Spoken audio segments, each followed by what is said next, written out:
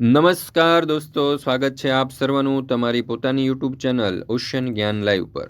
મિત્રો, આજે આપણે ધોરણ 7ની જે સ્વઅધ્યયન પોથી છે તે સ્વઅધ્યયન પોથીના ભાગ 5ની અંદર આપણને સંસ્કૃત વિષયનો જે પાઠ નંબર 2 આપેલો છે વાર્તાલાપઃ, તેનું સચોટ અને સંપૂર્ણ સોલ્યુશન આપણે આ વિડીયોની અંદર જોવાના છે।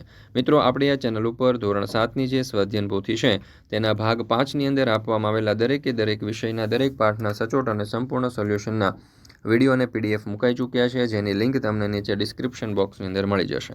ચાલો તો જોઈએ પાઠ નંબર 2 વાર્તાલાપઃ। એમાં છે નીચેના શબ્દોનું અનુલેખન કરો। તો નમસ્કારઃ ભાવેશ આગચ્છતુ, બીજું ઉપવિશતુ જલમ સ્વીકરોતુ, ચેતના ચાયમ કોફી વા।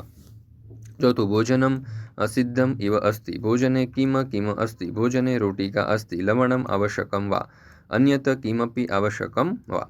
મિત્રો, ધોરણ 6 થી 8ના વિદ્યાર્થીઓ માટે આપણે બ્રહ્માસ્ત્ર બેચ લોન્ચ કરી છે કે જ્યાં 5500 રૂપિયાનો આ જે બ્રહ્માસ્ત્ર બેચનો કોર્સ છે, ગણિત વિજ્ઞાન અંગ્રેજી અને સામાજિક વિજ્ઞાન વિષયનો જે સંપૂર્ણ અભ્યાસક્રમ છે તે માત્ર 1265 રૂપિયાની અંદર તમે પરચેસ કરી શકો છો, ખરીદી શકો છો।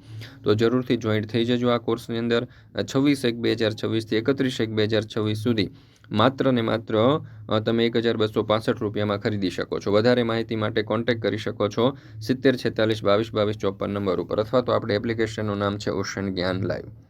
ત્યાર પછી છે પ્રશ્ન નંબર 2, નીચેના શબ્દોને સંસ્કૃતમાં લખો।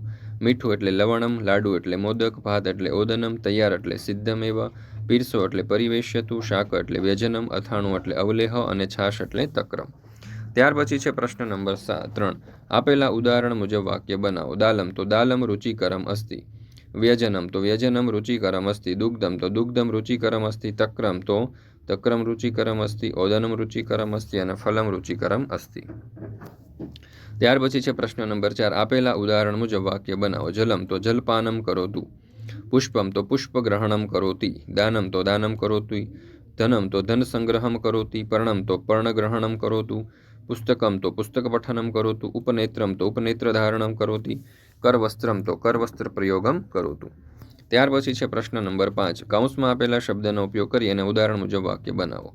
જલકૂપી અસ્તિ જલમ નાસ્તિ, સ્યુતઃ અસ્તિ પુસ્તકહમ નાસ્તિ, છાત્રઃ અસ્તિ શિક્ષકઃ નાસ્તિ, માતા અસ્તિ પુત્રઃ નાસ્તિ, નેત્રમ અસ્તિ ઉપનેત્રમ નાસ્તિ, ઘટિયંત્રમ અસ્તિ સમયઃ નાસ્તિ।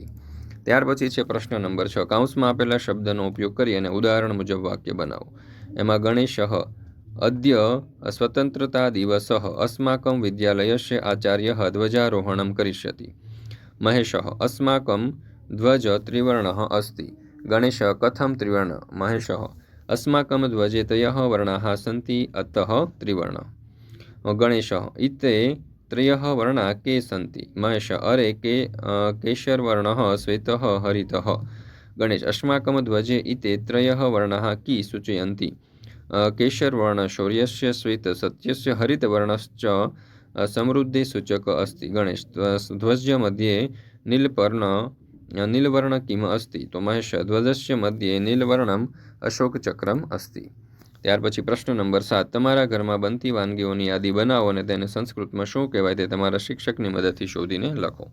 ભાત ઓદનમ, રોટલી રોટિકા, ખીચડી ખીચડી, છાશ તક્રમ, લાડુ એટલે મોદકમ, દાળ એટલે દાલમ, શાક એટલે વ્યજનમ, દહીં એટલે દધી, દૂધ એટલે દુગ્ધમ અને અથાણું એટલે અવલેહમ।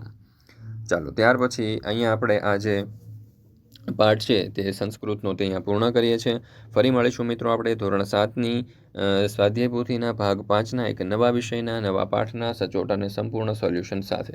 મિત્રો, આ વિડીયો તમને પસંદ આવે તો લાઇક કરવાનું, તમારા મિત્રો સાથે શેર કરવાનું અને સરસ મજાની કોમેન્ટ આપવાનું ભૂલશો નહીં।